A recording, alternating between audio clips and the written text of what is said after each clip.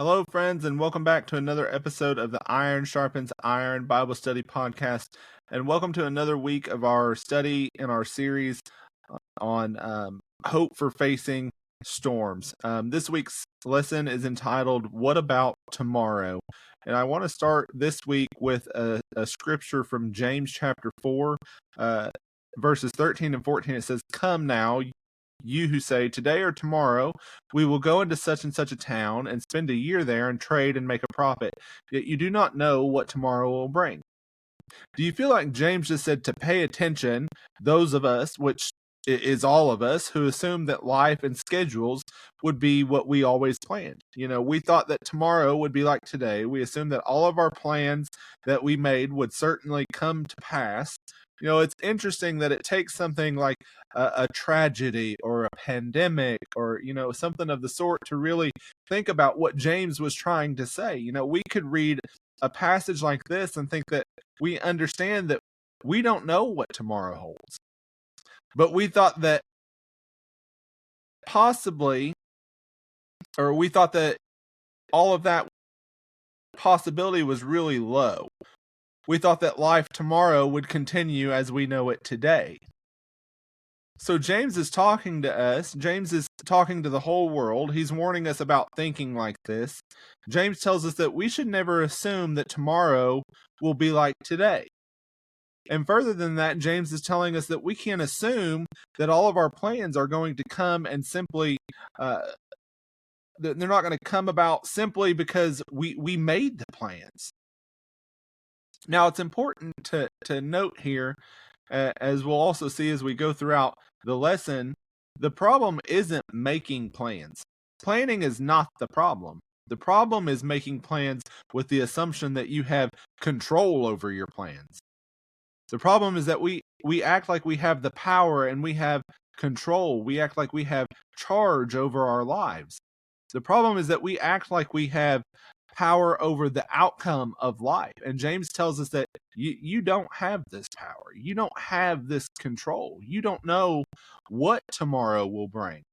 We've all experienced this. All of us have, watched our plans be ruined by something invisible. We've all watched our best laid plans be completely wiped out. Work plans disappear. Vacation plans disappear.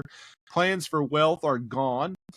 And I hate to keep talking about COVID, but in just a moment, not only were our plans erased, we didn't have beef, we didn't have chicken, toilet paper, hand sanitizer, disinfecting wipes, and so many other products that we easily accessed previously.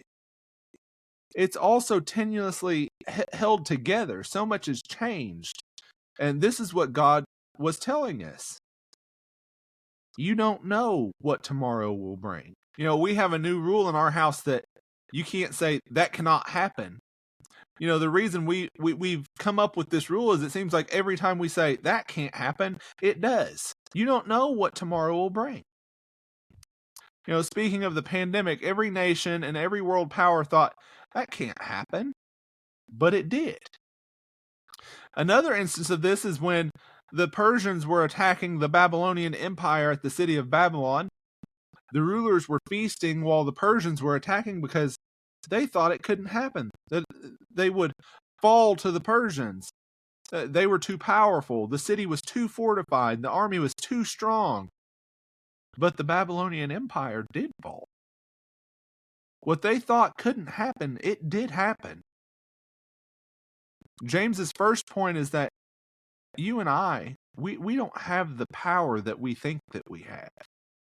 We don't have the control that we think we have. The second point James wants us to see is what life is. James asks the question in verse 14. It says, You do not know what your life will be like tomorrow. You are just a vapor that appears for a little while and then vanishes away.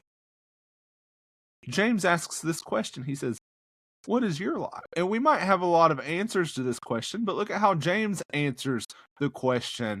He says, you're just a mist. You're just a vapor that appears for a little time and then vanishes away.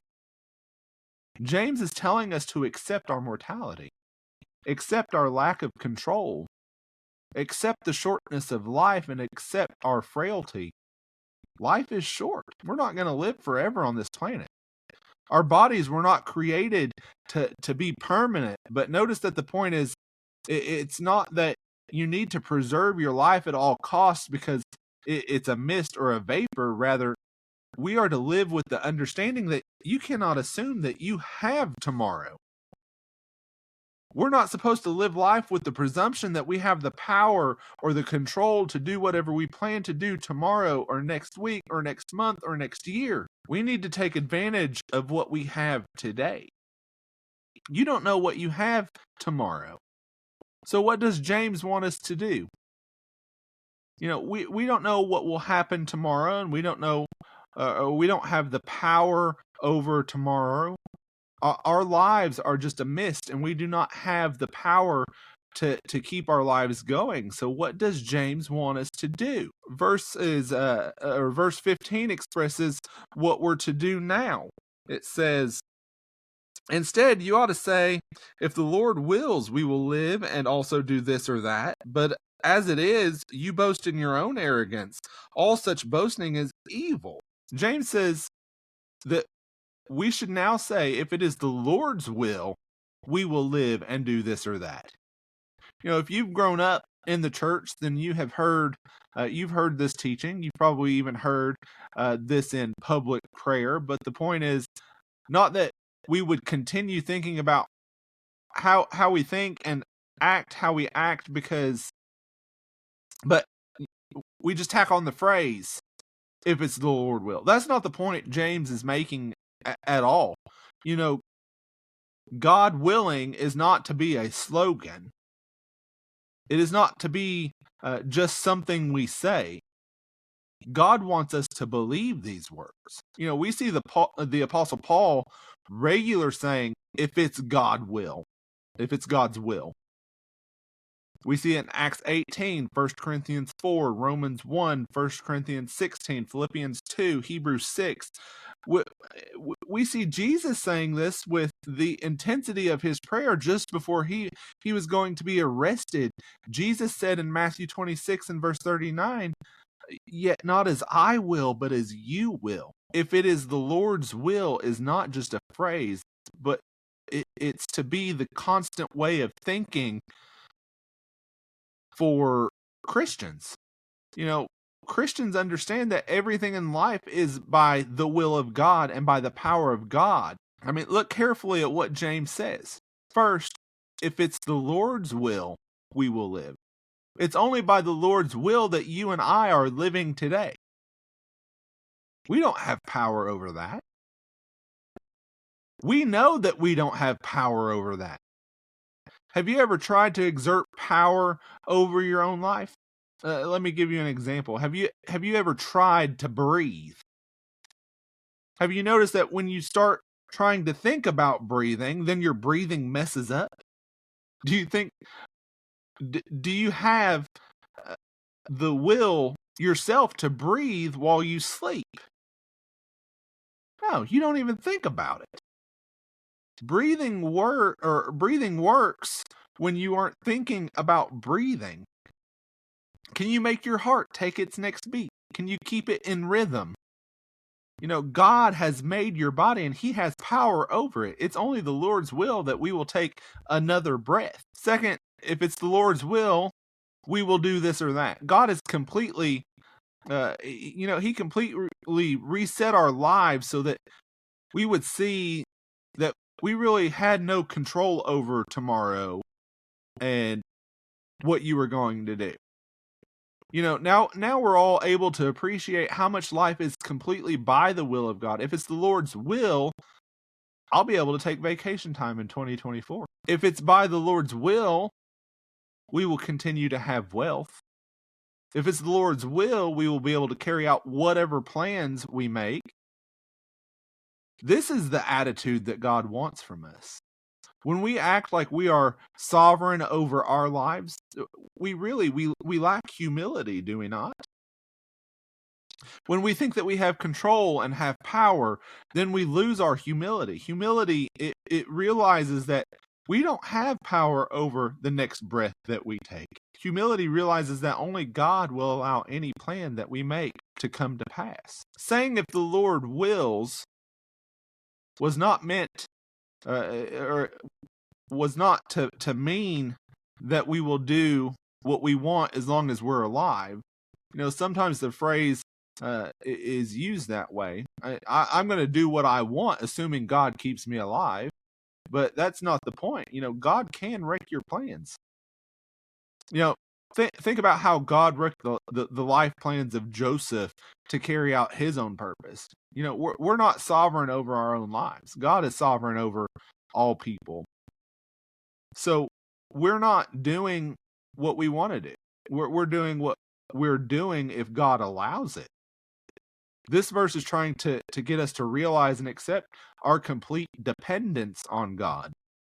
And we see this point strongly made by James in verse 16. As it is, you boast in your arrogance. All such boasting is evil.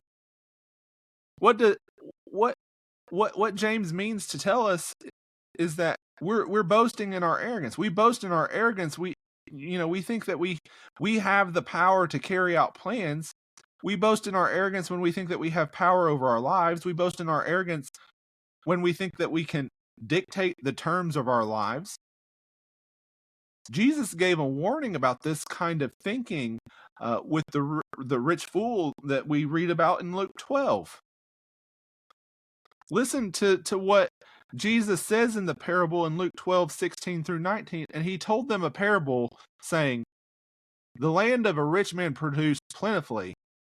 And he thought to himself, what shall I do? For I have nowhere to store my crops. And he said, I'll do this. I will tear down my barns and build larger ones, and there I will store all my grain and my goods. And I will say to my soul, soul, you have ample goods laid up for many years. Relax, eat, drink, be merry. He thinks too much of his own power and ability, and therefore arrogantly makes his plans. And notice what Jesus says next in verse 20. It says, but God said to him, fool, this night your soul is required of you, and the things you have prepared, whose will they be? He thought he had control over his life and his plans, and he was completely wrong.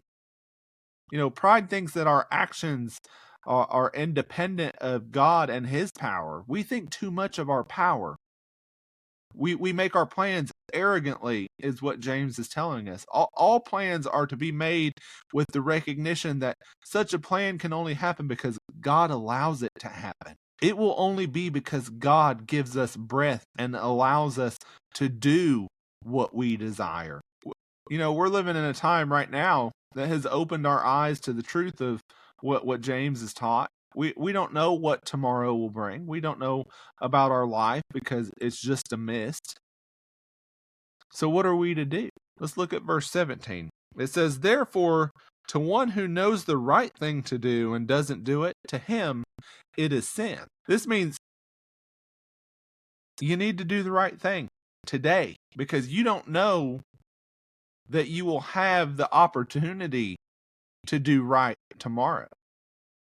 We must live righteously before God today because we don't know that we will have tomorrow to do so. We need to live right with our spouses, our children, our families, and friends because tomorrow isn't guaranteed.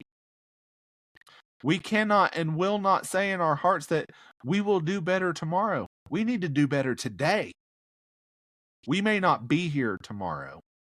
Other people may not be here tomorrow. Life may not be what we think tomorrow. We need to live right today. We must live with reverence to the will of God always. I want to take a moment and challenge a common thinking of today. The big question of life in the world today is when everything returns to normal. When will we be going back to normal? When will things go back to the way that they were? But I want us to think about this desire for a moment. Do we really want to go back to a normal where we took life for granted, made plans arrogantly, and assumed upon the blessings of God? Do we really want the world to return to a time when it ignored God, rejected God, and showed disdain for God? Do we want to go back to a time where we assume that we would always have good health and nothing could hurt us because we have medical technology? Do we want to go back to a time where we thought our prosperity and wealth would never end because, we live in the United States of America? Do we really want to pray for going back to that kind of arrogant living? So maybe God doesn't want us to go back to the way things were. We shouldn't want to go back to that normal where God, life, and his blessings were simply taken for granted. We must always live with reverence to the will of God, where we acknowledge every breath and every blessing and every plan is granted to us by God. That should be the normal life for Christians. We want to go forward with a new life that is it's God-centered and God-glorifying. We want hearts that realize life is about the will of God. This will lead to thankful living. Paul declared to the Colossian Christians in Colossians 4 and verse 2, continue steadfastly in prayer, being watchful in it with thanksgiving. Now I will be thankful for each day I receive, because I know that it is only God's will that I make money, that I have rest, that I can take vacation and enjoy my family, that we can buy food and everything else that we are able to do. We will experience a greater amount of thankful living today when we see that it is all only because of God's will. And further than that, how grateful to God should we be for all of the blessings we did experience leading up to today? How grateful should we be for the wealth we've enjoyed, the vacations that we've taken, the freedoms that we had, the work that we do, the food we enjoy, and so on. Rather than looking longingly for the past, let's look to God, thankful for the past that we have experienced. And finally, understanding that we don't know what tomorrow will bring allows us to live calmly while trusting God. Tomorrow doesn't have to be like today, whether good or bad. Right now, we truly don't know what tomorrow will bring. Will life get better? Will life get worse? Only God knows. So we trust him, living calmly today, not worrying about tomorrow. God will control tomorrow. We will live for today, doing what is right toward God and toward others. God's got tomorrow. God's got control of the future. Let us enjoy what we have from God today and acknowledge God in our plans for tomorrow. That's all I have for this week's episode. Until our next sharpening session, stay steadfast, stay inspired, and may your faith continue to grow sharper each day. This is the Iron Sharpens Iron Bible Study Podcast, and until next Monday, God bless.